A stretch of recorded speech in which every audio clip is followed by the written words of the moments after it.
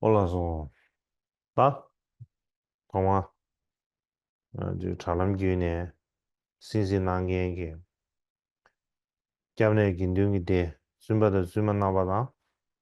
어느 최저 보면 된게 다 용서 걸어려야 고마 궁금사에 숨도 쉬어야인 다 드린데继续首先問候大家身體健康。今日咧就係、準備課程是司法50種嘅最後一日，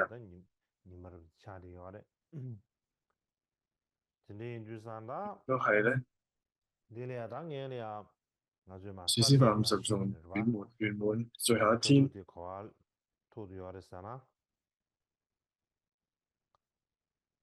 所以我哋就睇下中亞大師嘅課本。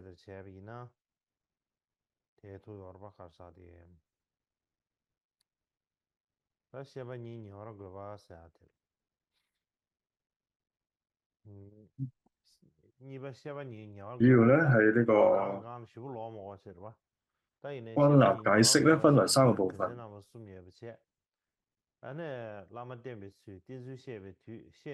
之前嘅課本部分咧就唔講啦，先係講歸納解釋分為三個部分。第一個咧就係依止上師嘅方式，第二個咧解釋依止方式嘅呢個時機，第三個咧就係解釋後如何成為合適嘅法器。咁然後第一個部分咧，依止上師嘅方式又分成三個部分，就係第一個咧就係概述依止方式，第二咧就係呢個方式嘅例外情況，第三咧就係總結依止方式嘅意義。然後咧三個部分當中第一個部分咧就係概述依止嘅方式，又分為二嘅，咁就係主要嘅內容同埋附帶。就第二個部分就係附帶內容。第一個偈頌咧就係自尊修正行常憶持不忘，他或非律儀愛語相較時。另外一個翻譯咧，能以正念無忘失，於自遍行皆精進。咁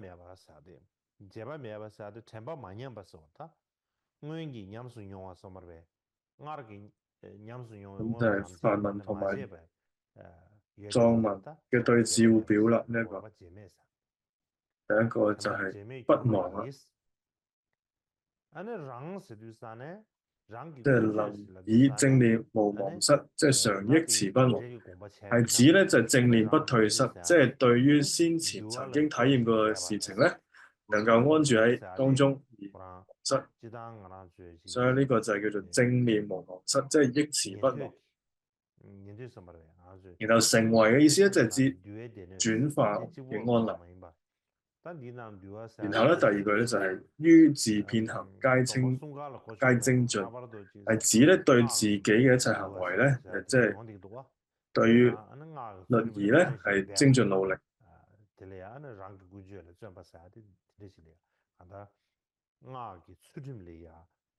咁然後咧就係講到咧就係他或非律儀。咁律儀咧係指咧即係一啲被禁止嘅行為，即係你哋唔應該做嘅事。咁咧就係要以咧溫和嘅言語指出不當嘅行為。呢個咧就係關於師長事業嘅因由。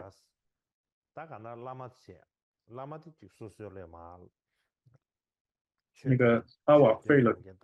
語相較時，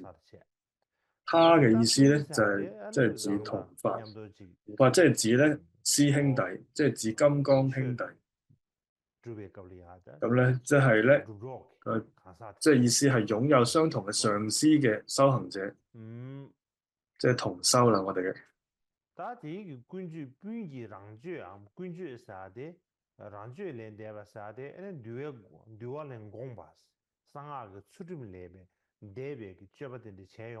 然後咧，由咧就係總括嘅意思。咁然後咧就違越自所行，即係指咧違背律儀啦，即係非律儀嘅意思。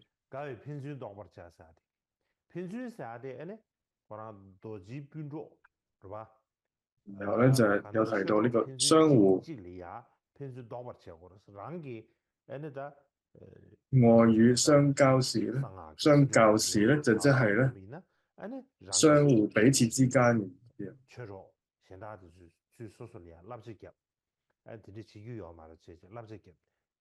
係咧係違背律儀，即係特別係密乘嘅律儀嘅話咧，所以咧就係外語相較時啦。教時咧即係指勸阻或者係指制止啊。即係譬如有啲師兄弟咧，如果違背咗律儀咧，我哋要相互咁樣去提醒、勸告啦。咁點樣去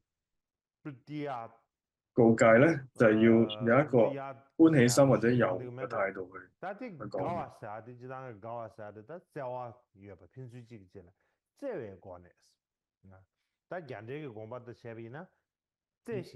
咁之前咧有念到一個法文，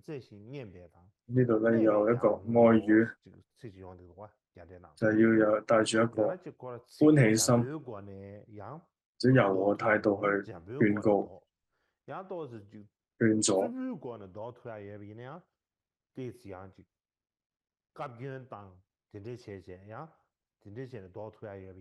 所以咧，如果有啲情況咧，就如果係能夠用一啲柔和嘅方式去可以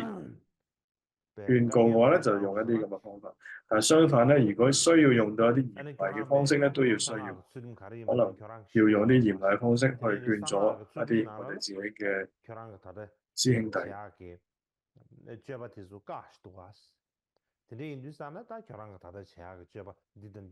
譬如話點樣講咧？即係譬如同人講就你亦知道呢個咧喺密乘方面咧係被禁止嘅，所以你就唔應該咁樣去違背呢啲戒律啦。所以咧就要以一種柔和嘅言語咧去指出一啲不當嘅行為。因為咧呢個係關於到我哋嘅師長嘅事業嘅恩人。即係我哋嘅上司嘅事業咧，所以咧我哋咁樣要去勸阻我哋嘅朋友。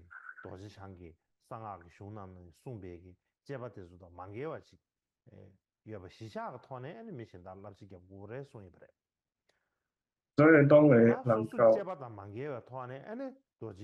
係勸阻其他人嘅之前咧，首先你自己咧能以正念無忘失。所以咧就對於自己嘅誓言咧，首先咧我哋自己要保持一種正念不忘失。咁藉住咧呢一種嘅正念不退失嘅正知咧，精進自己嘅一切行為，亦都係咧即係將金剛持所制定嘅所有嘅戒律咧，並且咧透過呢個方式嚟到去勸阻我哋其他嘅師兄法友。即係咧有共同嘅上司嘅道友，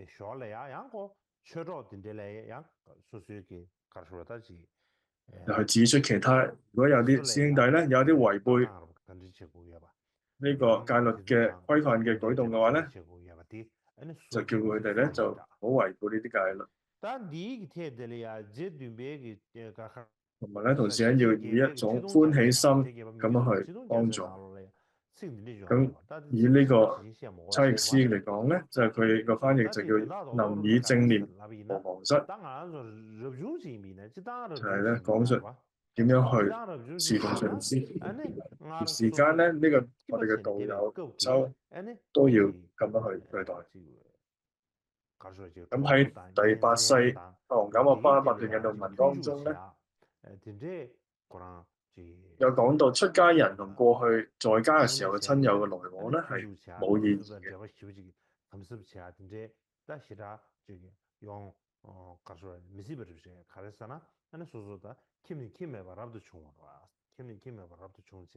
點解咧？因為原因咧因為就係自己從有家捨棄咗自己嘅家庭，然後變咗無家嘅一個出家人。所以咧係需要刻意咧去同自己一啲在家嘅時候嘅親人咧刻意去思念啊，或者唔應該咁樣去做。咁第八世法王咧就係咁講。接住嚟講咧就係出家人嘅親友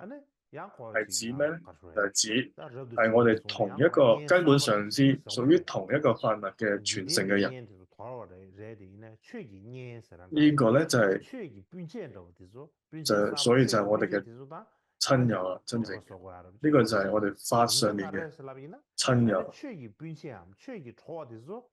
所以咧，出家人咧係要互相交往，所以我哋咧同時間咧都係要為咗一生起一啲出世間嘅法。所以如果我哋同一啲道友咧，或者自己嘅金剛師兄弟相處多咧，就會能夠增長我哋自己內心善根嘅助伴。尤其咧就係我哋一啲一齊接受過灌頂嘅人，所以咧就呢啲就叫做我哋嘅金剛兄弟。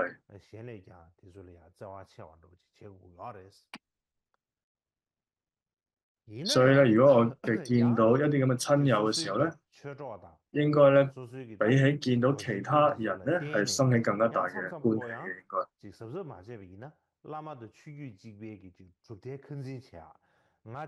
但係咧，雖然係咁樣，所以咧我哋依靠我哋嘅上師同埋法脈啦。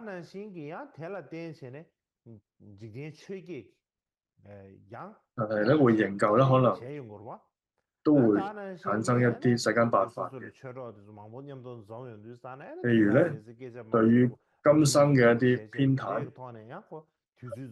一啲爭論啊，或者閒談啊，就會浪費我哋好多修行嘅時間。所以對呢啲必要嘅事咧，我哋應該要好斷然咁捨棄呢啲執着。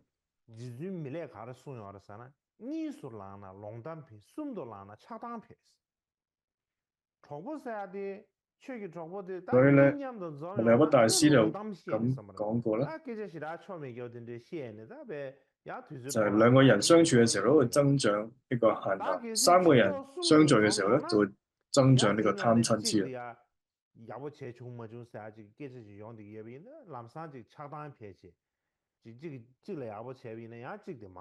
所以咧，對於呢啲迎來送往咧、問候交談咧，其實我哋咧要好似用刀咁樣切開胎盤一樣咧，咁啊生起一種真正嘅出離心。所以呢啲一啲真正嘅法友或者係金剛師兄弟，呢啲先至係真正嘅我哋嘅親友，要同佢哋交往，亦都唔好咧。其實就算佢哋咧呢啲，譬如我哋有啲閒談咧，我哋都要捨棄。其實，譬如我哋係同一個上師嘅弟子咧，如果相處咗耐咧，都會有可能變得生起一啲閒談啊。所以呢度咧，我哋再多講，可能大家都知道。咁好，我哋再落去就係第二個科部分咧，就係例外嘅情況。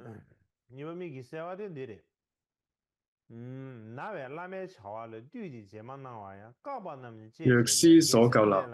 或病緣不作，常作禮之陳，師則無其咎。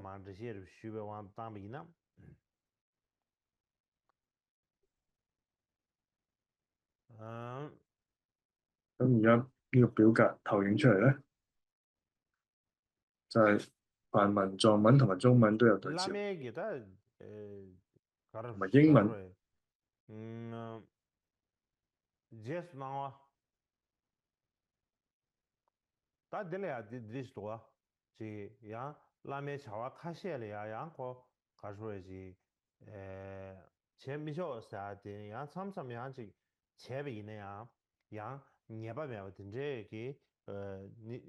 咁呢度咧係講咧，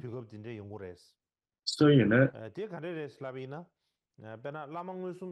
上司咧就可能會俾一啲教誡嘅，但係有陣時咧可能做咧亦都唔會有大問題嘅。所以咧，譬如自己病咗咧，可能冇辦法好好咁樣去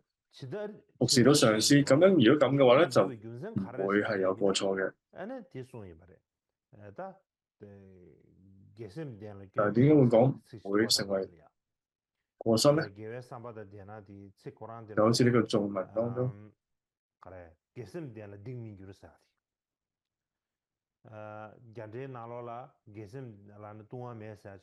另外一翻譯有寫具善心故不成罪，就另外一個翻譯咧就有呢一句。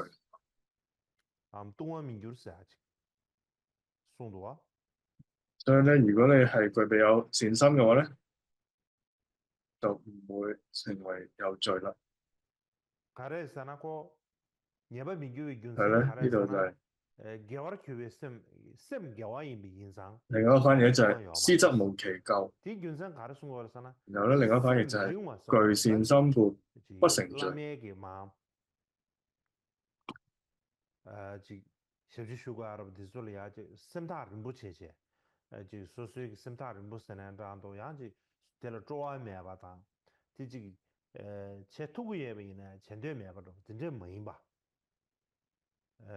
因為咧，我哋當具備善心嘅時候咧，嘅話咧就唔會成為罪嘛。即係所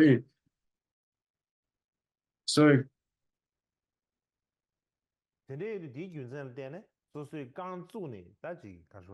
呢度咧就提到咧，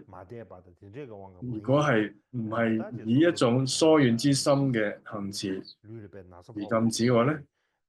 咁係冇問題嘅。所以就係因為冇能力為啦，即係你冇能力去侍奉你上司嘅時候，如果因為就係譬如你病咗嘅時候冇能力去侍奉上司嘅時候咧，咁就會係成為罪啦。就譬如係啦。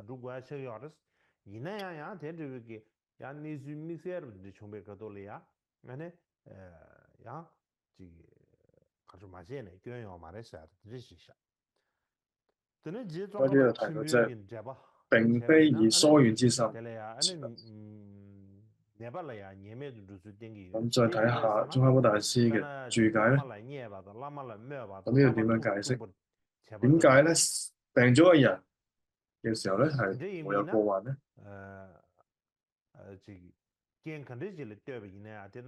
呢度唔係講咧係某一啲情況個底下咧係可以或者允許對上司尊敬、批評或者打擾老師咧。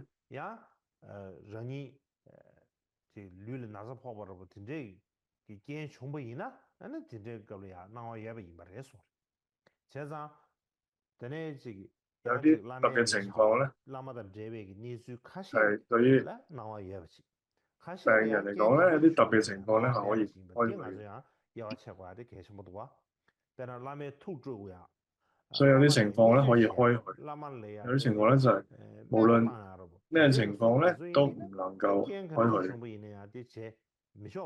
譬如對於老師嘅批評咧，或者打擾老師嘅心情咧，如果你病咗咧，都唔能夠做嘅，即係無論任何情況咧，你都唔可以去批評或者打擾你嘅上司嘅心情。咁宗喀巴大師咧有提到咧，如果有個病人咧，如果係好恭敬咁樣係想服侍自己嘅上司，但係因為佢自己嘅身體不適而做唔到嘅話咧，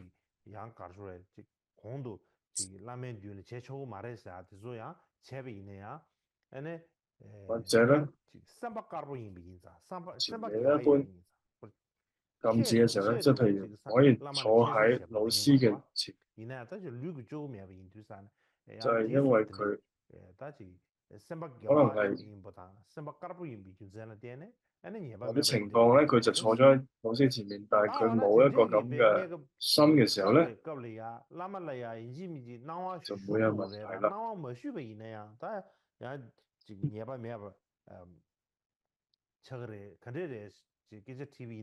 呢個情況咧，有冇需要去佢嘅上司提出一個請求啦，或者許可啦？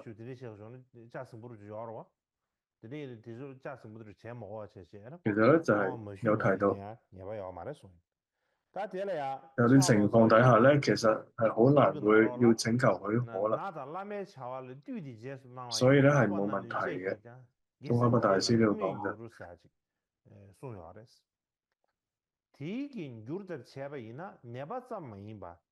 即使未獲得許可嚟做呢啲行為咧，都唔會有過失。而譬如喺差譯師佢嘅經文咧，有個病與師事業共恭敬由許可，雖行諸禁制，具善心無惰。就係呢度有提到咧，無過失嘅詳細情況咧，我講到喺呢個《心要莊嚴論》當中有講到咧，病與能損及職責，利他大事無生教，具須獲能與許可，教界障礙，諸因緣應知無有諸過失。咁就簡單咁白話咁解釋，就意思就係、當自身受到身體疾病同埋痛苦嘅折磨嘅時候咧，譬如就係話四大不調啊咁樣嘅一啲身體疾病嘅情況，或者咧就係失去咗或者損失咗自主嘅能力嘅情況底下咧，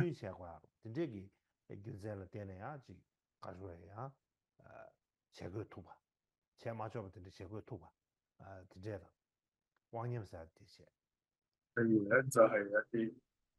跟住病咗或者失去咗自主嘅能力嘅情況底下咧，我哋就理解啦。然後咧就係、當某啲行為咧係能夠做，但係如果你做嘅話咧，能夠去為他人咧帶來好大嘅利益嘅時候咧，咁就可以做。就係利他大事無生教。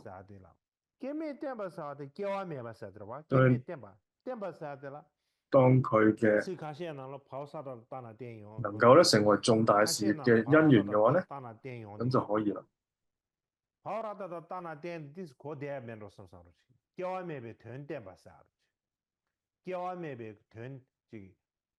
然後咧，展述無生法義，譬如咧就係講一啲神心空性嘅義理嘅時候咧，我哋去展述嘅時候咧，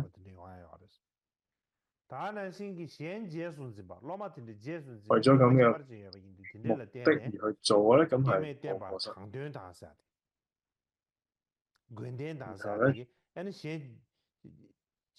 為咗滿足必要嘅特殊需求嘅時候咧，亦都可以做。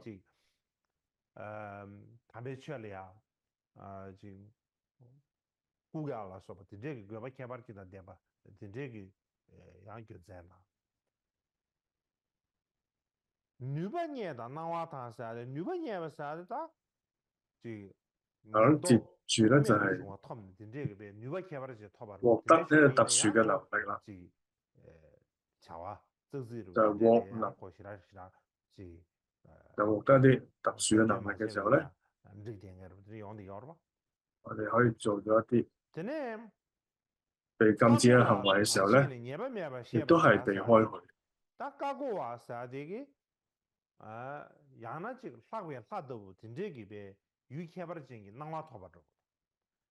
後啦就係許可，就係同一啲尊貴神靈或者特殊殊聖嘅對象咧嘅許可，譬如話本尊嘅許可。譬如咧，再嚟一個情況就係教界，即係上師嘅教界同埋指示。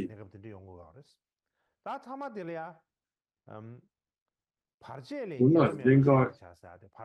做嘅啲事咧，如果得到咗上師嘅教界同指示嘅話，就然後就係障礙嘅意思咧，就係指面臨生命危險嘅障礙嘅時候咧，即係對到我哋生命好危險、好嚴重嘅時候咧，平時唔能夠做嘅咧，為咗避免我哋嘅生命危險咧而做嘅話咧，係可以去。咁總之呢啲情況咧，我哋都可以被視為咧無過失嘅。所以喺呢個三要莊嚴當中咧，有一個問題。好，然後咧就下一個做法。第三個咧就係總結依止方式嘅意義，常令師歡喜，離諸煩惱事，當勤而行之，恐凡故不信。咁首先我哋依照呢個引導注解嚟講，呢個咧做文就係一個總結啊。譬如之前咧就講咗好多聞思法嘅內容，呢度咧提到恐凡故不信，就係指咧始終就係指總結。咁多說咧就係指反覆說明。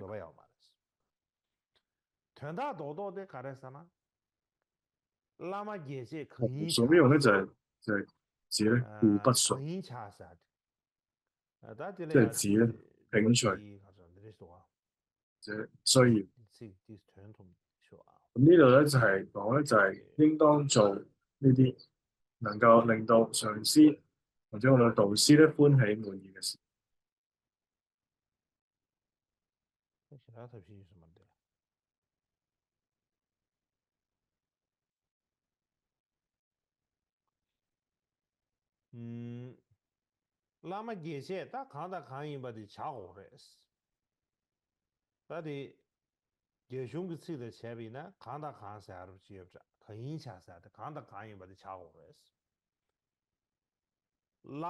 第一個咧就係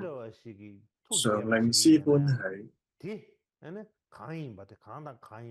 就另外一番嘢就係令師不悅皆遠離，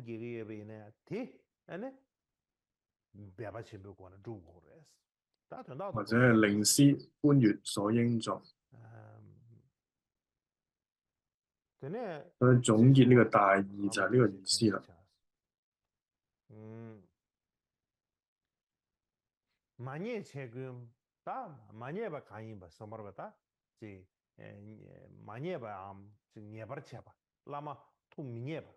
下一句咧就係令師不悅皆遠離，就係令到我哋嘅上師不悅咧，有啲事情我哋都應該要遠離啦。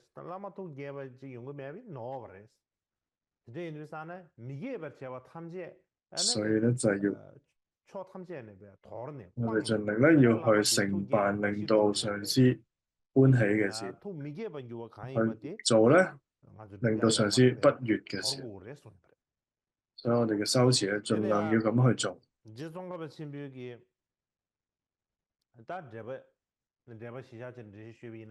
或者喺頌文當中咧講到勤而行之啦。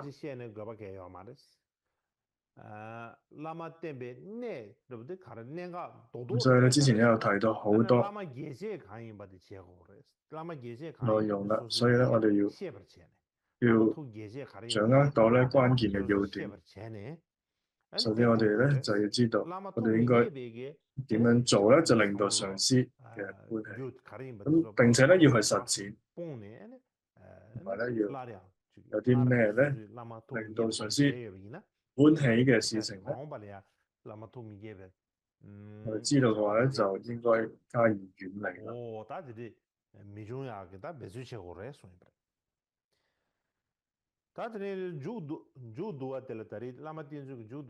咁咧，所以我哋要喺呢方面咧，要精進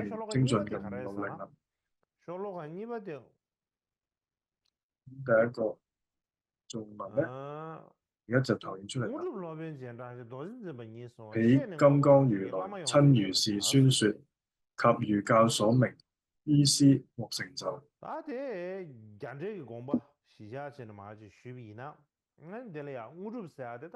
你睇下印度嘅注解，佢第一個就係悉地或者係成就，就係講啦。譬如有共同或者不共同嘅悉地成就，然後咧就係軌範師，就係指上師啦。然後隨順咧就係指依止跟隨，就係咧我哋咧都係靠依止上師而成就。咁咧而係依止咧就係軌範師嘅隨順。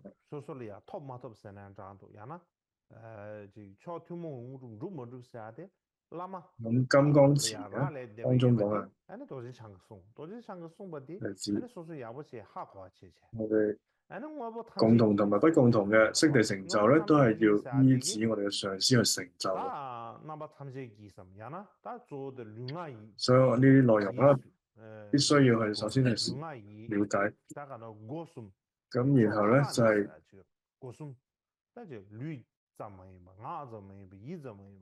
咧，我哋要專一咁樣做到，要心意思上咧，我哋要做到我哋嘅身意意咧，要做到三門合一，係令到上師歡喜。上師咧就係我哋嘅導師嘅意思，所以咧我要做一啲咧令到上師歡喜嘅一啲事情。咁喺呢個印度嘅注解當中咧，有個結由一切悉地咧皆隨順，就係因為咧我哋嘅悉地咧去依止我哋軌範師或者上師而成就，所以咧我哋去做所有令到我哋上師歡喜嘅所有事情咧，我哋應該都要做。當我哋嘅上師咧真係歡喜嘅時候咧，我哋就會達到咧所有嘅悉地。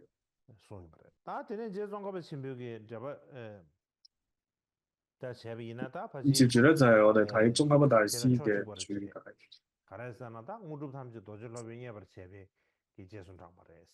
咁意思都係差唔多嘅。因為呢一切嘅悉地咧都係隨順於取悅上師，都係我哋要令到我哋嘅上師喜悅咧，我哋就會得個成就。如果令到我哋嘅上師不悅嘅話咧，即係亦都會得到呢啲成就。咁而呢啲係完全係金剛持佛佢親自所講嘅，所以明白咗之後咧，我哋應該以我哋嘅身語意嘅一切嘅行為咧嚟到去取悅我哋嘅金剛上師啦。所以呢度提到咧，我要去侍奉上師嘅重要性咧。所以我首先我就想喺宗喀巴大師嘅著作當中咧，有呢個功德圓滿當中有講咧，累積福德咧點樣做先係最為有效嘅咧？咁呢度咧就係講啦，侍奉上師咧係最為有效嘅。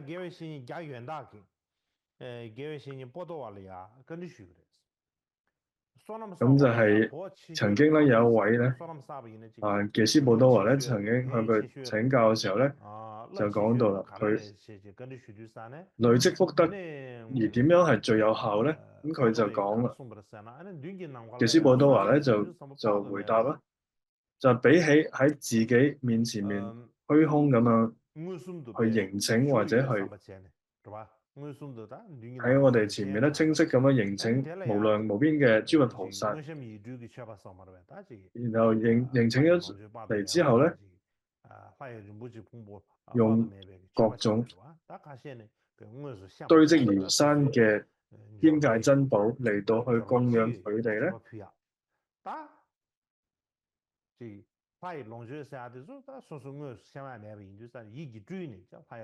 或者以好多嘅無論嘅天界嘅受用咁去供養嘅時候咧，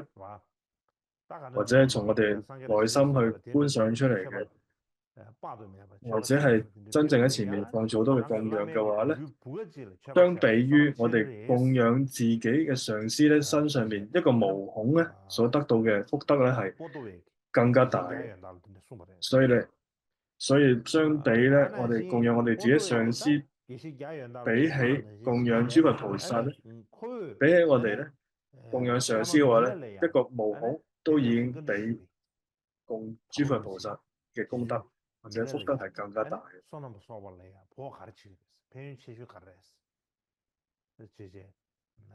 所以咧呢個就提到呢個點樣去累積福德係最為有效。傑斯布多華嘅一個講法，所以就喺我哋向上師密勒日巴詢問呢件事嘅時候咧，佢亦都係答喺四座法當中有講咧，比起供養三世諸佛供養上師嘅一個毛孔咧，係呢個福德咧係更加殊勝。然後咧，鳩摩大師亦都再問密勒日巴尊者，有冇比呢一個更大嘅福德咧？然後尊者密勒日巴就答啦，係有嘅。咁係咩咧？就係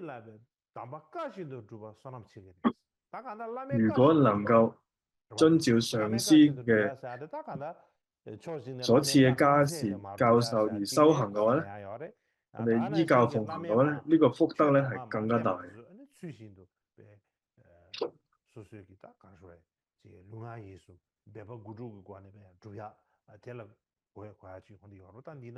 所以咧就我哋全能夠身口意都咁樣做到嘅咧，就係我哋要如法修行所得到嘅福德咧係更加大。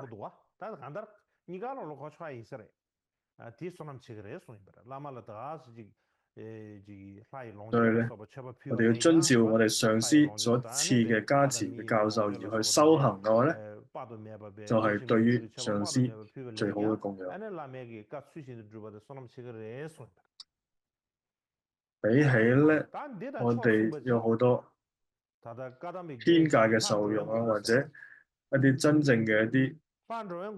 珍寶嚟到供養佢哋嚟講咧，係嚟得更加大嘅福德。其中一個加當派嘅格西拉咗貢波，佢就係講咧，就係一個藏王嘅一個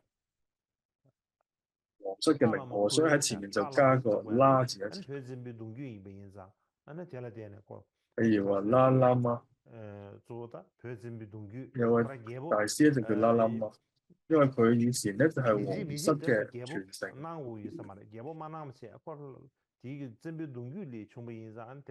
所以咧佢唔一定要係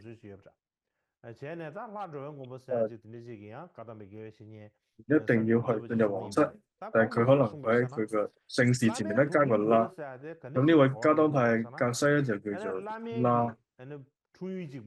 咁所謂咧上師嘅毛孔咧係指，佢就係指咧上師嘅家鄉眷屬，或者上師嘅坐騎咧，或者以至咧係上師嘅狗咧。只要憶念上師咧，而對呢啲對象咧行善嘅話咧，或者我哋去利益佢哋，或者去行善嘅話咧，都會成為供養上師嘅模一樣。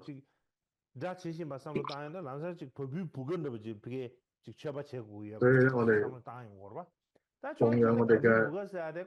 上師嘅模孔咧，更為殊勝。所以咧，所以我哋以為係生理上面嘅模孔咧，就唔係，其實就係咪我哋要攞一個放大鏡先至睇到上師嘅模孔，即係唔係呢個意思。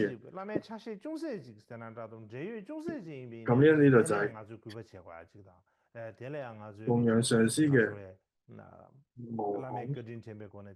而只係指咧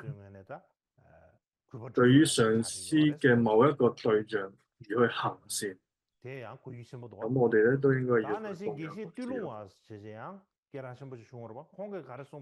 咁另外一格西咧就叫做多隆巴，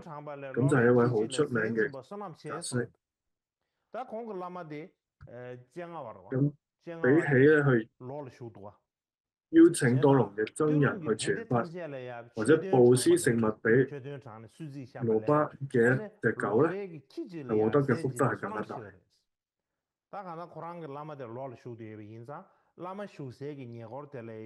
所以比起咧去邀請嘅僧人去傳法，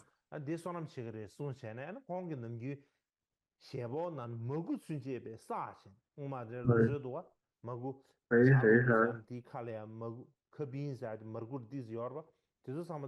邀請多隆嘅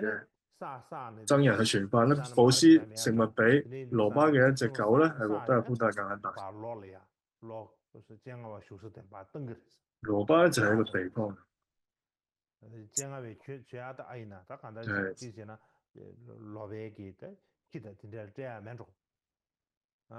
所以咧就係據說咧佢收集咗好一啲油咧，去送到去羅巴呢個地方，同埋供養咗咧800兩嘅黃金。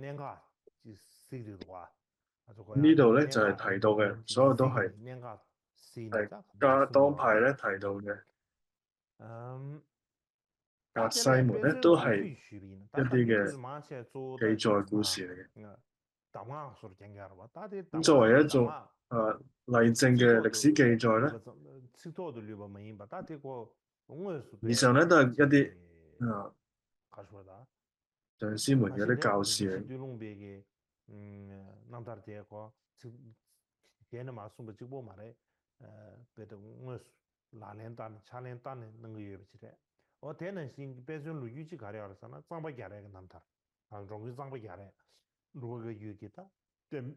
然後咧又有一位叫做張巴扎尼，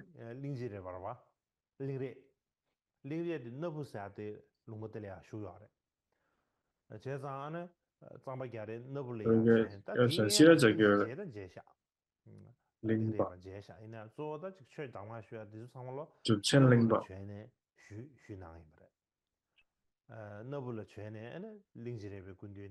又去到呢個納盤呢個地方咧，就去揾佢嘅上師咧去求法。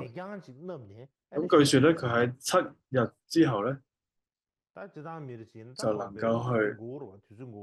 穿着咧呢個棉布嘅衣服。因為一般人嚟講咧，要好多人咧先至可以着呢一件棉衣嘅。但係據說佢咧7日就已經可以着。但係後來咧佢就患咗一啲病啦。咁然後佢好返之後咧，就帶咗一匹好好嘅馬咧，就供養咗俾佢上師拎巴。咁當時嘅納盤呢個地方咧，咁正在咧係修建佛殿。據說咧就係要做一個呢類班嘅一個佛像咧，所以咧係呢個時候係正咧喺度修建緊呢個佛堂。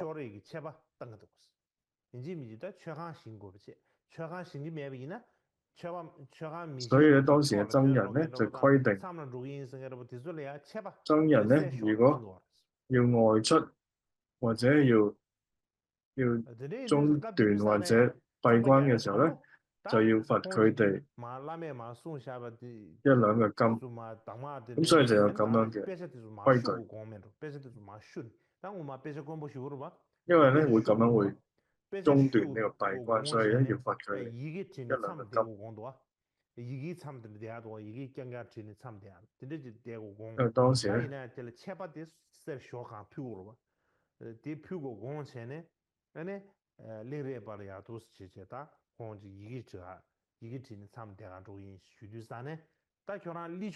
所以佢就會同佢嘅上司講咧，就佢要去閉關修行。所以佢上司就講啦，你就係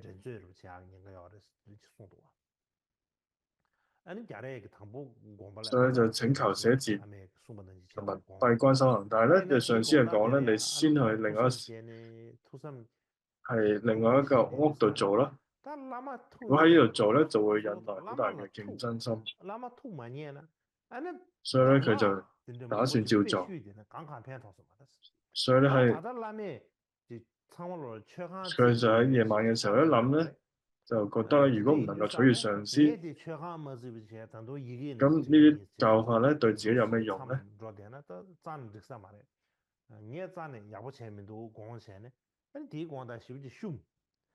所以咧，佢就覺得自己啱啦，跟住佢就喺夜晚嘅時候咧，就好悲傷咁樣喊咗起嚟。咁第二日咧，佢咧就帶住咗一盤嘅糖物咧，嚟到上司面前咧就講：我錯啦，就請我嚟工作。上司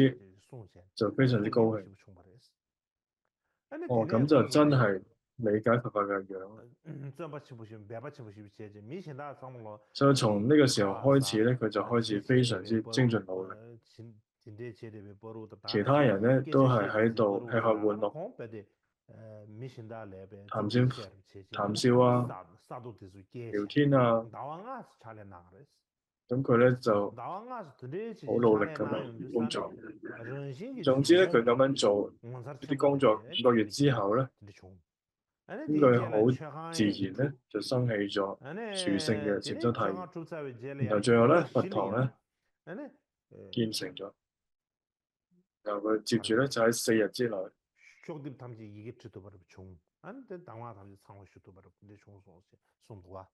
抄寫咗一整部經卷，同埋咧完整咁樣去領受咗所有教法。所以咧就係呢個僧巴嘅呢嘅傳記當中咧有咁嘅記載，所以呢個取悅上司嘅重要性。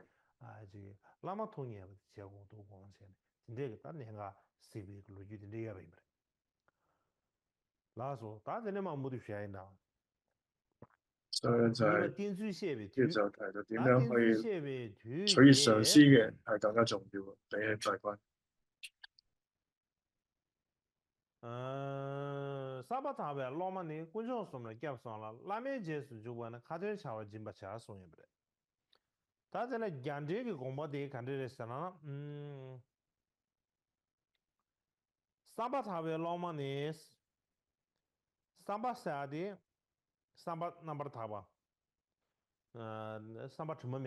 另外呢個就係解釋依止方式嘅時機。咁第一句頌文咧就係：若弟子清淨，能歸依三寶，設使命章中，亦為宣發用。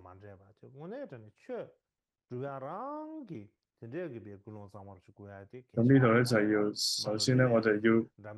依止上師嘅時候咧，我哋要有一個清淨嘅動機係好重要。所以呢度我哋嘅弟子咧要意樂清淨諸弟子。然後咧第二句就係能歸依三寶，即係咧歸依三寶。第一個咧就係意樂清淨諸弟子，以正歸依於三寶啊。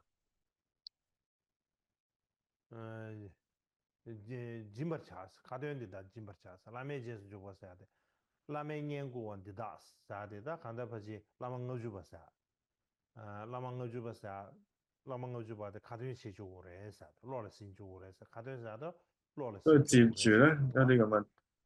弟子咧，去歸依三寶咧，就係指若承諾他們有救護啦。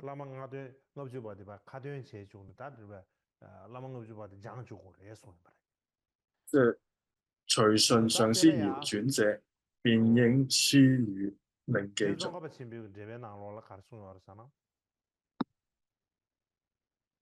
咁我哋睇下宗喀巴大師嘅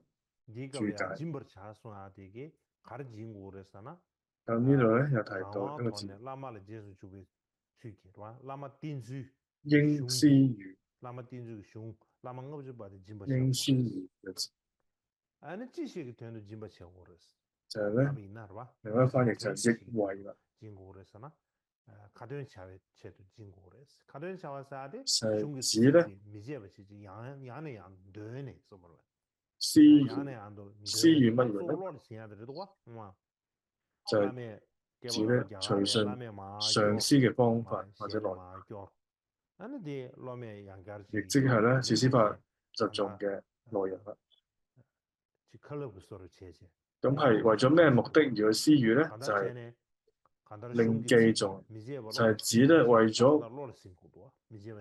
不忘咧呢個教法嘅文字，反覆咁去誦讀啊。然後咧幫弟子咧去傳講，所以咧就要反覆咁去記誦。所以重點咧要去背咗落嚟，咁要以一種正知正念咧去依循教法咧，同埋如法去取捨同埋施予。咁要施予俾邊個咧？就係弟子。咁點樣嘅弟子咧？就係佢有兩種特質。第一咧就係歸依三寶，就係歸依佛法僧三寶，即係殊勝嘅歸依界嘅人有。咁第二咧就係意樂清淨啊，即係指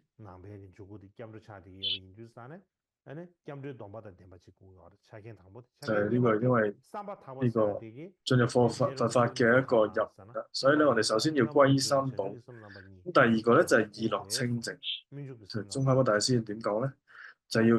如法咁生起願菩提心同埋行菩提心兩種菩提心啊。咁呢個係代表乜嘢咧？就係呢個代表咧就係呢個內容係指教授俾邊個咧？就係顯密以成共同道次第嘅善去加深修心嘅人啊。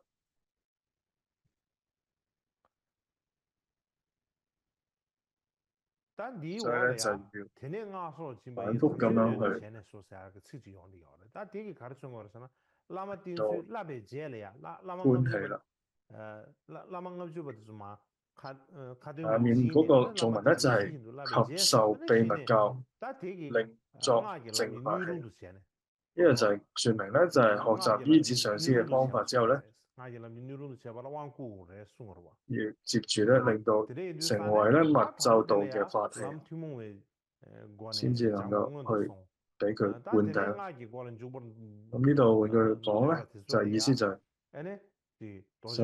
熟悉咗呢個共同道之後咧，意思就係進入密咒之門嘅時候咧，作為一個金剛弟子咧，應該要咁樣去依止我哋嘅金剛上師，或者我哋要咁樣去學習呢個事師法50頌，就係當我哋要去得到灌頂之前咧，或者就要去閱讀呢一個《士師發50頌》啊。咁我哋點樣去學習咧？咁其中咧就係出自至尊就話堅贊佢嘅呢個《士師發50頌》嘅注解咧，就講到第四講授嘅時間咧，根據尊者佐彌嘅觀點嚟講咧，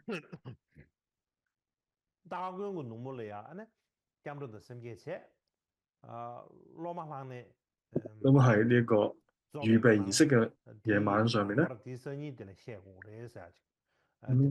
弟子咧進行咗呢個皈依發心之後咧，就喺之後第二日咧嘅清晨咧進行講授。咁呢個咧就係基於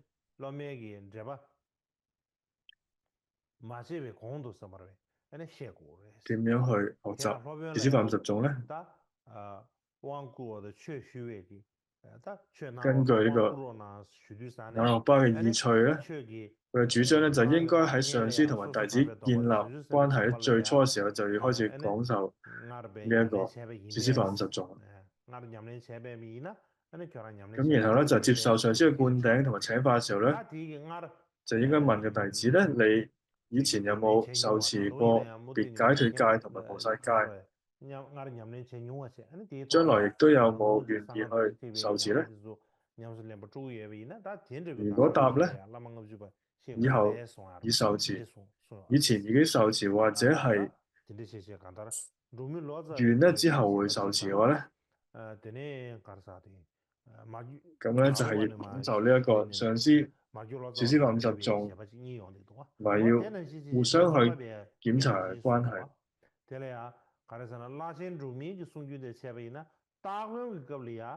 咁如果答咧，如果未受持，願意受持咧，就應該咧先讓佢咧皈依發心，然後先至講授呢個士師發50頌，然後咧就再互相去觀察。咁咧呢個就可以做到清淨義樂嘅弟子當中呢個理解啦。咁宗喀巴大師嚟講咧，就係雖然咧，佐別大師咧就係認為咧，應該喺預備呢個階段嘅時候咧，進行呢個皈依發心嘅第二日係正行嘅時候咧，就要講授呢一個50頌。咁喺呢個馬虛譯師講呢個那洛巴嘅見解嘅時候咧，想成為密咒上師同埋弟子嘅關係之前咧，就要講呢個士師發50頌啊。咁呢個講法咧就係好。咁同埋咧有提到咧呢部論咧係可以引導弟子嘅次第同埋集學論係完全相符嘅。所以呢個要點咧係非常之重要。咁喺宗喀巴大師咧亦都提出咗一個疑問：如果有人問咧係有啲人咧未教授呢個密咒灌頂之前咧講授士師發50頌咧係唔合理嘅，因為咁樣咧係會泄露秘密嘅過失啊。因為你未接受灌頂嘛，所以你哋已經開始講呢個士師發50頌嘅話咧，就會出現咗泄露秘密嘅過失啦。咁宗喀巴大師就講話唔會有過失嘅，佢就講因為士師發50頌咧，喺呢個論當中特殊嘅密咒術語咧，其實好少嘅。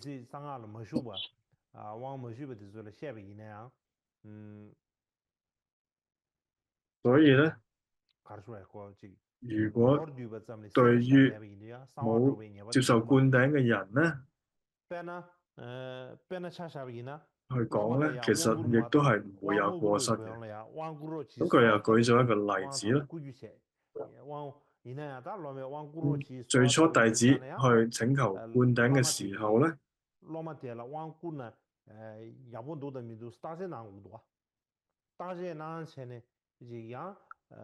呢個時候咧，佢就觀察個弟子係咪一個法器？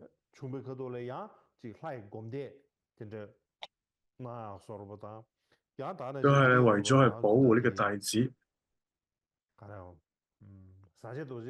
就會喺呢個授予冠頂之前咧，就會教授咧一啲本尊嘅修法同埋持咒。呢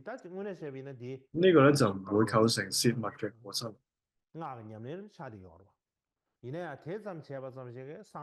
啲本尊嘅修法同埋持咒，其實係一個密乘嘅修法。所以咧，如果為咗去保護個弟子更好咁去修法嘅時候咧，咁嘅話咧係唔會構成泄密嘅過失嘅。咁當然咧，唔能夠對任何人咧，我哋可以做呢個教授。咁必須要咧係一啲想要去進入密咒修行嘅人咧。同時咧，佢要熟練咗呢個共同道，之後想進入密咒道嘅時候咧，最初所做嘅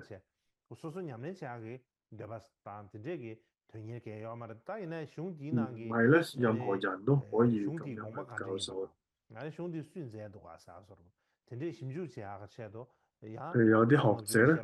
就唔係真正咁樣係想修呢個密咒乘，其實只係想了解呢部論想講咩咧？如果咁樣嘅話咧，就係唔得啦。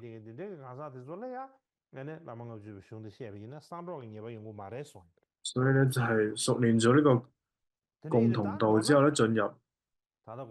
密咒乘嘅時候咧，最初要做嘅嘢，而唔係對任何人都應該咁樣做。咁總結嚟講咧，那洛巴大師嘅講法，總之咧，四師法50頌，佢就濃縮咗所有金剛持佛各種密續當中嘅法咧嘅精華嘅。所以咧，按照那洛巴大師嘅傳統修法咧，喺接受灌頂之前咧，應該咧要先學習呢個四師法50頌。咁同埋咧係呢個內容咧要牢記喺心，唔係真正咁理解其中嘅意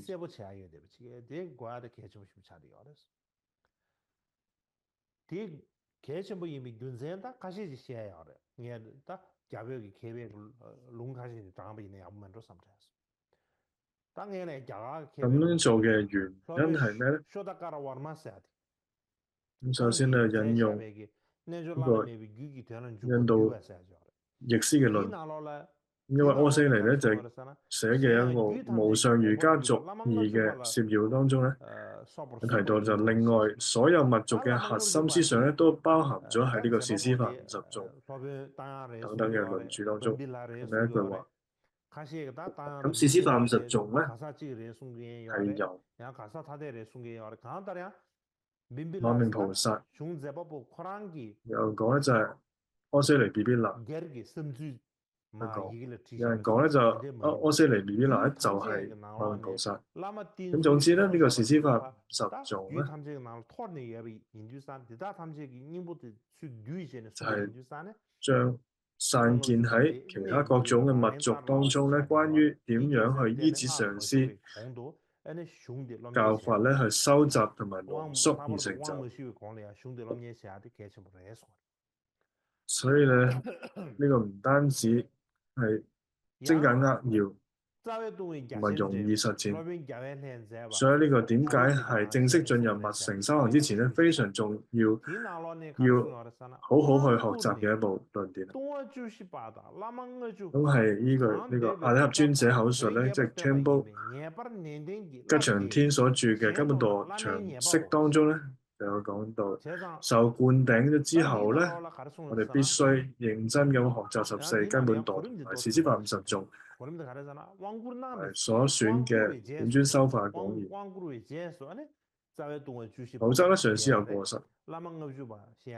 所以呢度説明咗咧，上師喺為弟子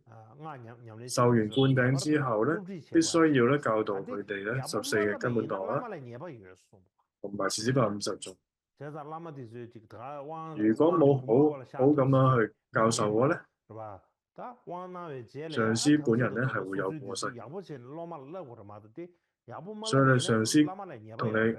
灌完頂咧，一定要好好咁去教個弟子咧呢個說師法50頌。如果係冇教嘅話咧，咁上司就會有過失啦。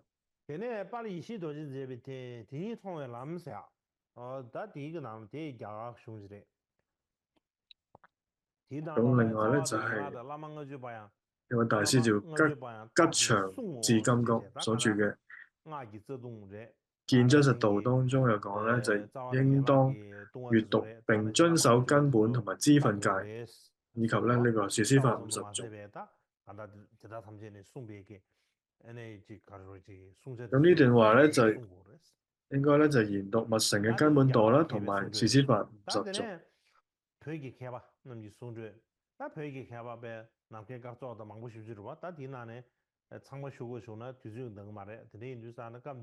咁喺呢個我哋嘅家舉派嘅講到咧相關嘅內容，主要咧喺我哋嘅佛教傳派嘅呢個保存中 Campa 向呢個大師請問嘅答覆裏邊咧有講到。問密乘之道係點咧？首先咧係透過灌頂，令到咧未成熟嘅人咧變成成熟。咁以呢個寶瓶灌頂咧，將身語意咧轉化成為本尊嘅身語意。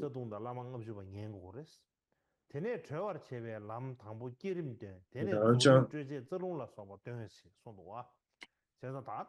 5種嘅煩惱咧轉為5種嘅智慧，成就新嘅遠離。以秘密灌頂咧，生起自身所具嘅樂，成就語嘅遠離。咁然後咧就係以智慧灌頂咧，生起無漏嘅樂，然後咧成就心願。咁第四嘅寶貴語願灌頂咧，令到心嘅空性化性咧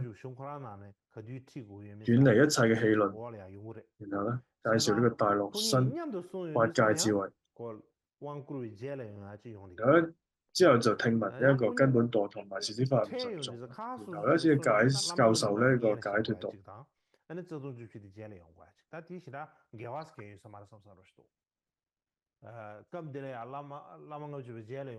佢通常咧就係灌頂之前就去學呢一個說師法50頌，然後先至學14根本道。所以喺呢一部Dusun Khempa 公摩巴大師嘅請問問答錄裏邊咧有咁樣提到。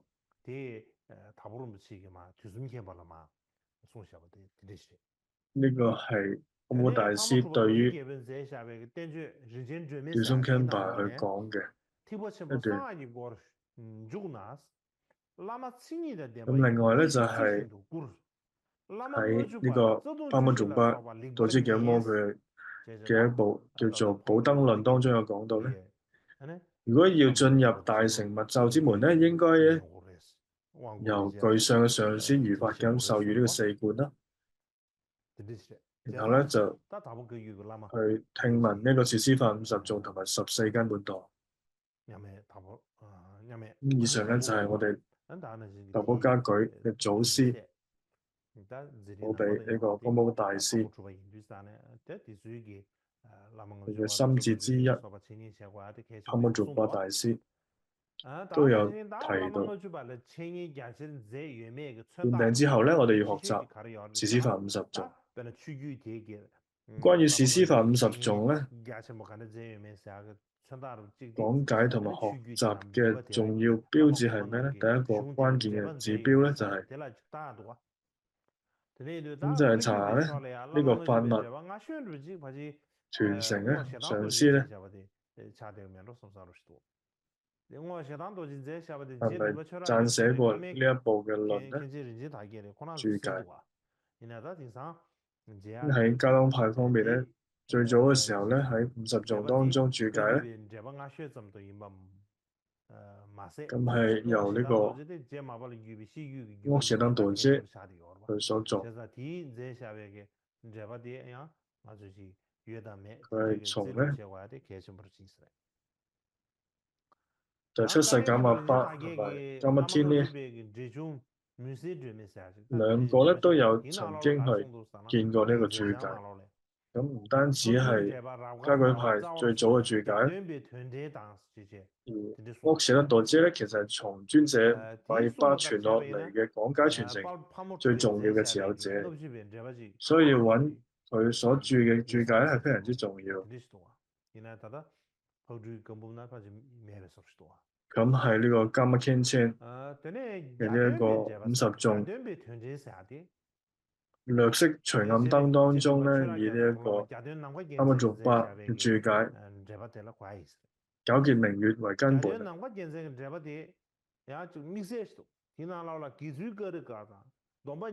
咧係參考呢個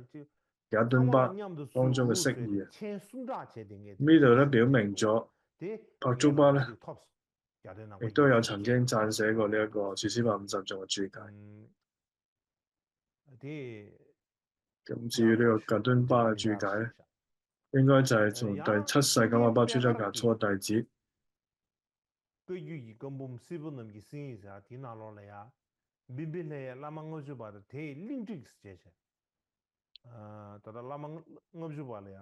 咁就係即係呢個沙彌頌啦、20戒頌啦、密乘、根本道啊等咧嘅注釋合集。此外咧就係呢個全知比加大師咧，佢就有喺呢個加舉派文集零散咁樣部分咧去聽聞錄當中有提到呢個瓦比蘭嘅呢個上師法50頌咧，呢個注解表明咗大成就者寧拉巴咧曾經撰寫過呢一個說施法50頌嘅注解。就喺呢個現存嘅寧拉巴全集當中咧，冇見到呢個注釋。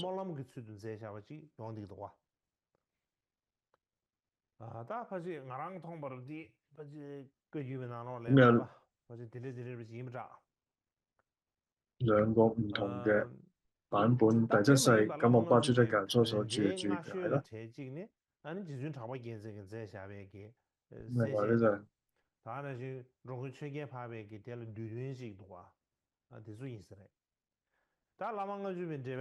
咁同樣咧就喺說施法50頌最早嘅藏文嘅注解當中咧，喺就巴堅贊嘅釋論當中咧，同埋呢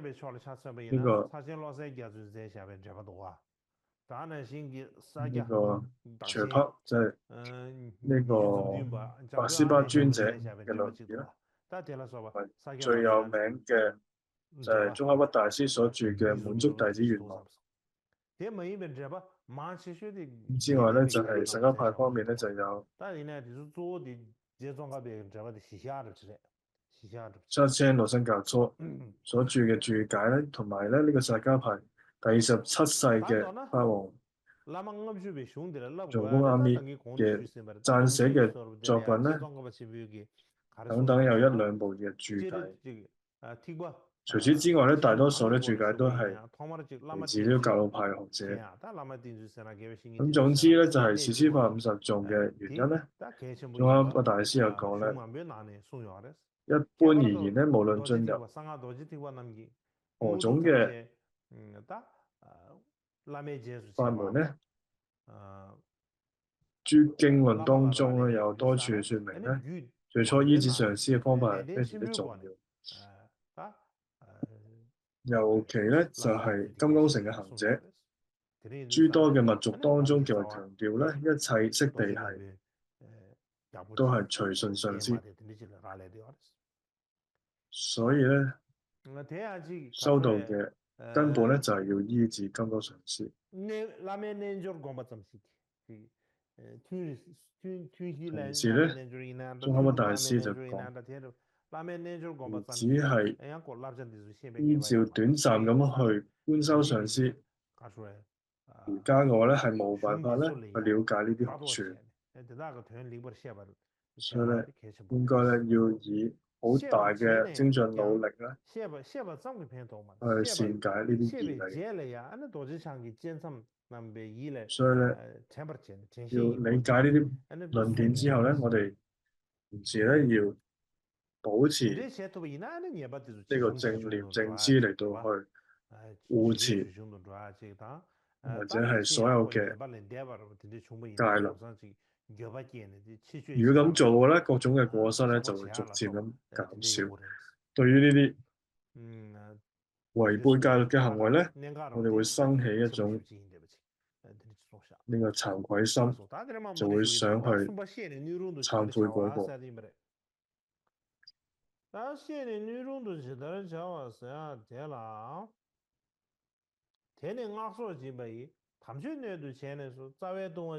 咁然後咧就係第三個解釋後如何成為合適嘅法器。第一個頌咧就係給受秘密教，另作正法器，若現相頌前，當獲根本罪。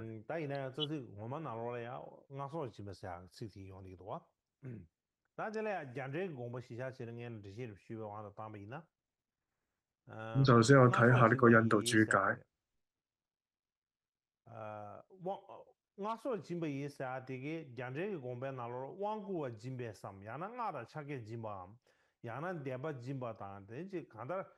呢度有講到咧，及受秘密教，咁就係咧授語、咒語等，咁就包括咧給予灌頂，或者係解釋咒語手持、手印、持誦、禪修同埋壇城嘅真實義。咁就另作正法器當中咧，正法就係指密咒嘅大成。作為法器咧，就係使人成為能夠接受或者使用呢啲法門嘅器具啦。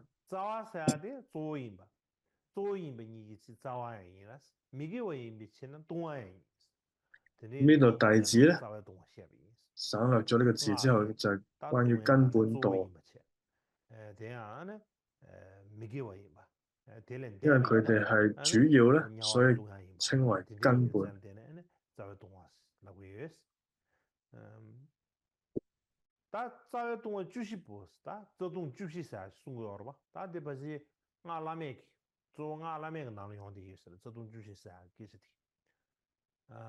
咁呢度就有14個根本墮罪。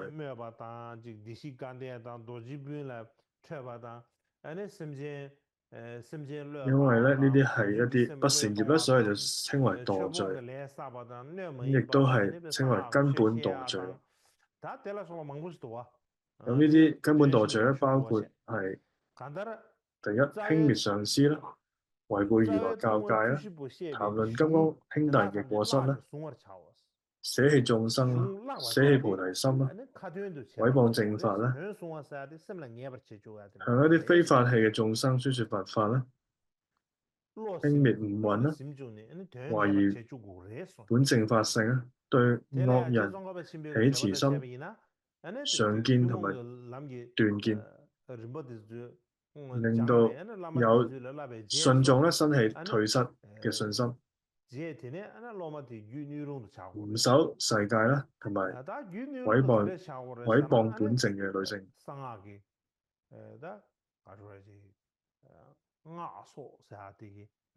所以咧呢度喺宗喀巴大師嘅注解又講咧，學習共同道次第，並且咧學習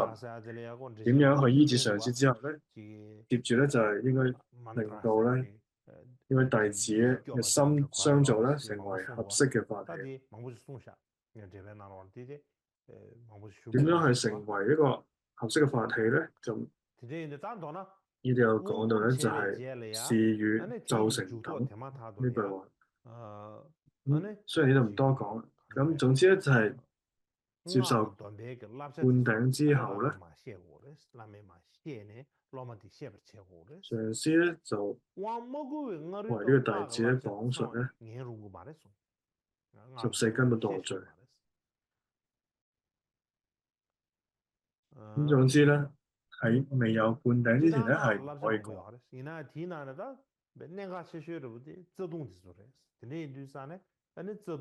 一般嚟講咧，係呢個密乘啦，戒條係好多。咁佢主要咧係14根本墮，就要去為呢個弟子去念誦啦，同埋要佢去醫治。咁係呢個《入無量菩薩行論》當中咧都有提到。首當先越南專勝虛空藏，因為呢度其中咧展述咗根本墮罪咧係喺受持菩薩戒之後咧，需要首先閱讀。但係呢個咧唔意味住咧唔需要學習其他嘅處。首先咧呢度得到灌頂之後咧，首先咧應該知道呢個14根本墮罪。就好似菩薩論咧，所以咧我哋首先如果受完呢個菩薩戒之後咧，就要讀呢部嘅菩薩。然後第三咧就係圓滿宣說之作要。第一個咧就係頌文就係若能隨順施行學，則成一切諸功德。以我所集施善因，願與眾生速成佛。睇下呢個印度嘅注解。首先咧就係呢個如是開頭，呢個頌文咧。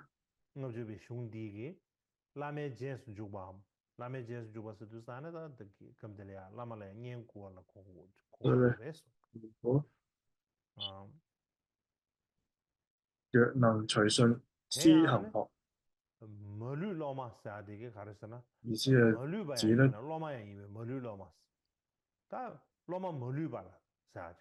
就係咧要隨順上師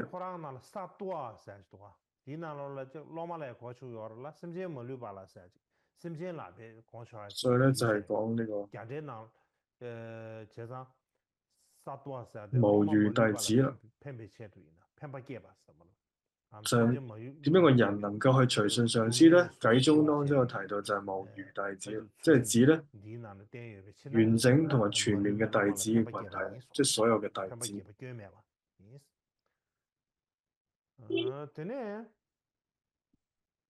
因為咧係唯有能夠咧去熄滅罪業嘅次嘅戒律，所以能夠無過失咁樣去為所有嘅弟子帶來利益。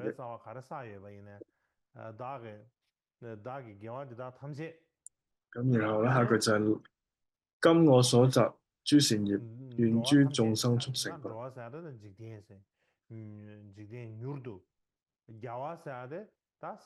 一個一個字咁去解釋咗咧。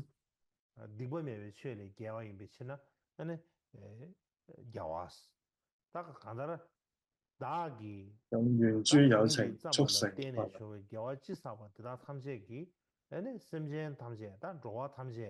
所咧就係指善業啦，今就係指現在，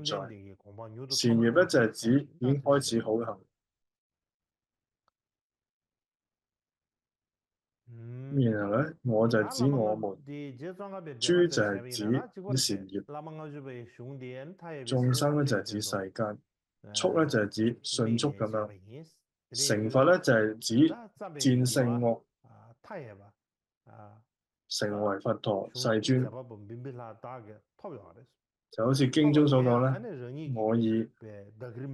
戰勝罪惡法。因此烏婆迦，我是聖者，願就係咧表達其願。所以係呢一部哲思百五十頌咧，為咗無量眾生嘅利益咧，懸念於無量嘅菩提而撰寫嘅。我咧就係藉由所積累嘅無量善業，祈願所有嘅眾生能夠迅速獲得不同嘅果位。所以咧，令呢個正撰寫嘅論咧嘅辛勞咧所產生嘅功德，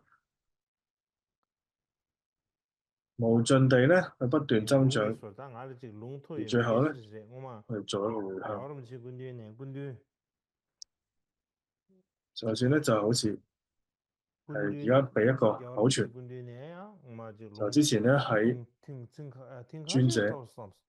觀音尊者咧去接受。首先咧，而家俾大家一個說師法50頌嘅口傳，希望咧令到大家得到一啲利益。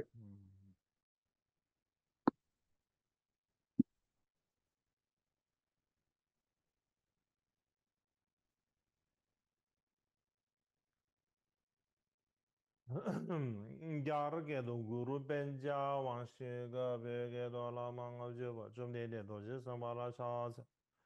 pa de do je sem be ne do ge je ba la me shou ge be mer je je de je ne de ba de zhi mi yu ma ne zo wen de de xie ba de ne ge be nye ba ong gu chou do je lo be la ne de xin xie chu jun ji de ga je be de zum de ne ngun ja do chou do de be de zum me jing gu me do je de me de ba la ma yin gu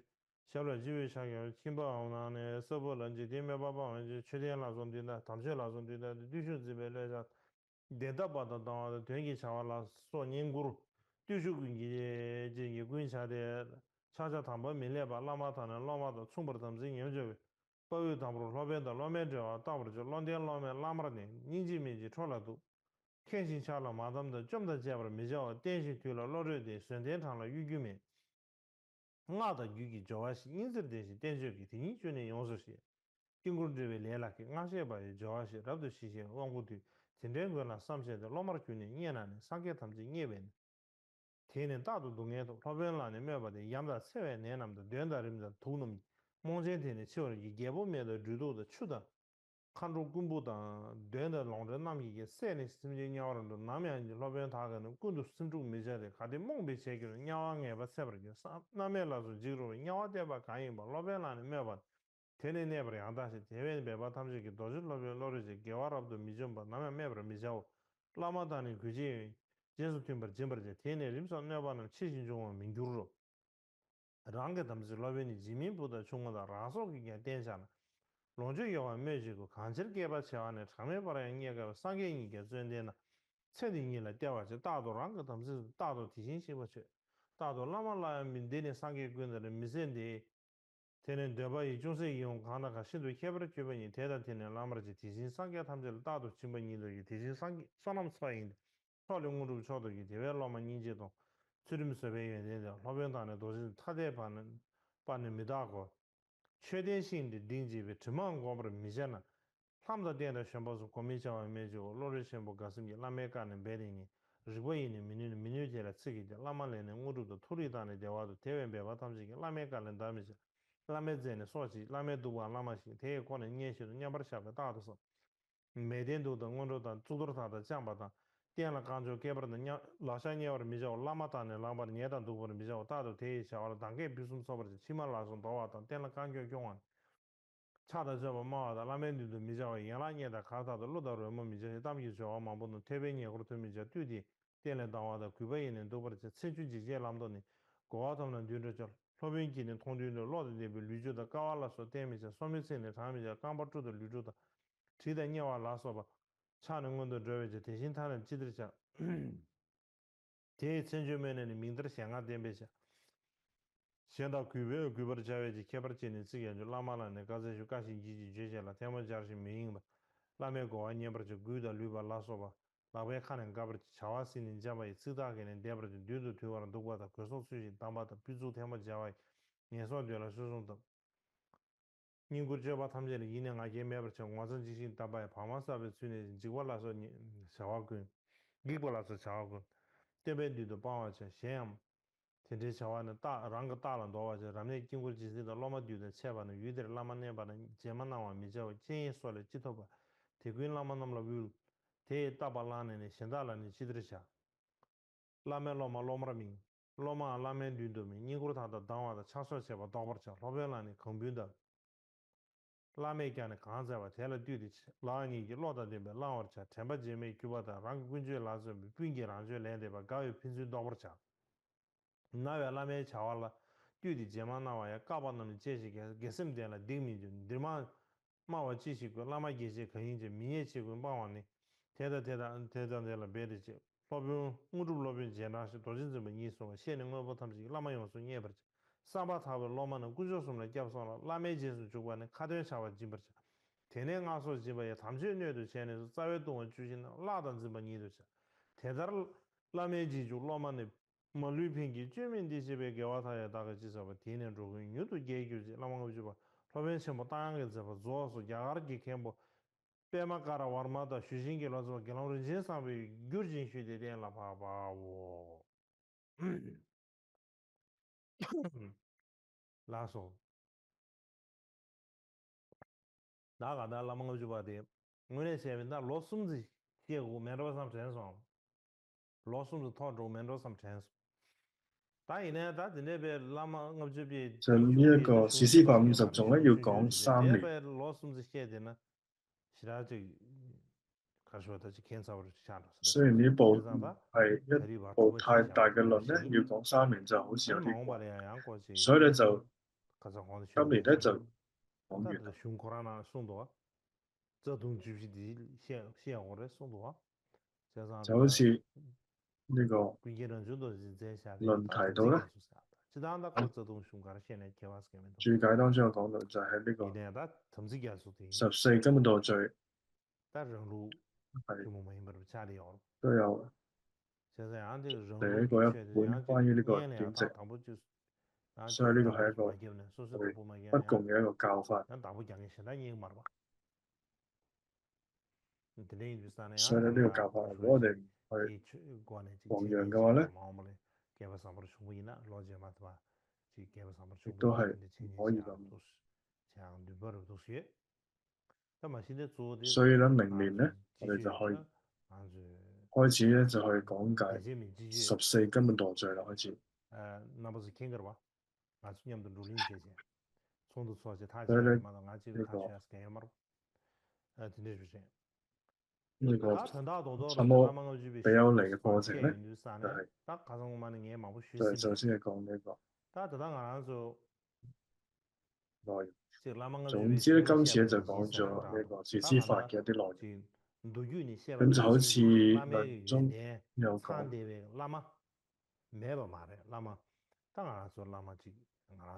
真正具備德行嘅上師咧，一唔係我嘅。有時咧就係我哋自己嘅福報。咁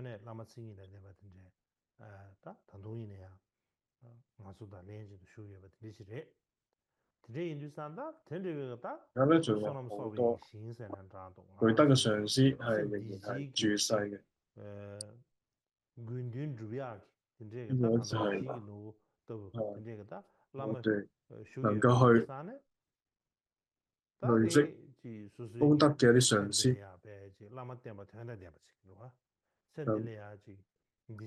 所以咧，如果當我哋見到啲咁嘅上師嘅時候咧，我哋就要好好咁樣去醫治同埋有意義咁樣去醫治一啲具德嘅上師，就唔好咧就我哋好似去到一個寶山而空手而回。咁如果咁嘅話咧，就會好可惜。所以我哋避免一個咁樣過失啦。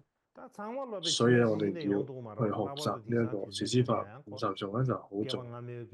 雖然咧我唔能夠咧係完全做到論典當中嘅講法，咁尤其咧係呢個現代係同呢個經典當中嘅古代環境咧係好唔同。咁但係咧都係希望，如果要大家做到同裏邊一樣咧，其實好難。但係咧，我哋希望首先要知道裏邊嘅核心係講緊啲乜嘢。主要咧係上師嘅士師法嘅核心係有我哋嘅人生咧就浪費。最起碼咧就係有今生嘅利益，好似咧對於來世咧都有好大嘅益。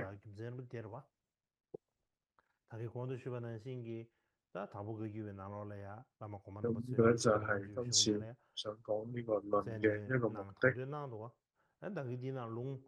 就好似之前講咧，呢個大波加傑有提到咧，就有好多大師有撰寫咗《住師法五十頌》嘅注解，就譬如第8世、第9世嘅法王噶瑪巴，就有學習到密乘嘅學院。咁呢個時候咧，第8世嘅法王噶瑪巴，第9世咧嘅法王噶瑪巴咧都有學到呢個密乘嘅14根本墮罪，就喺第8世法王當中咧有提到。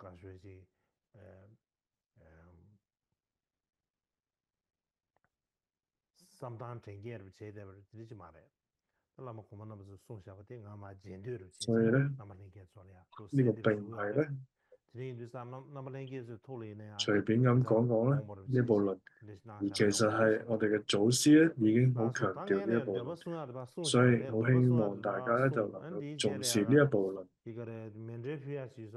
首先咧，大家各個寺院咧去回向同埋念誦，同埋做一啲獻供。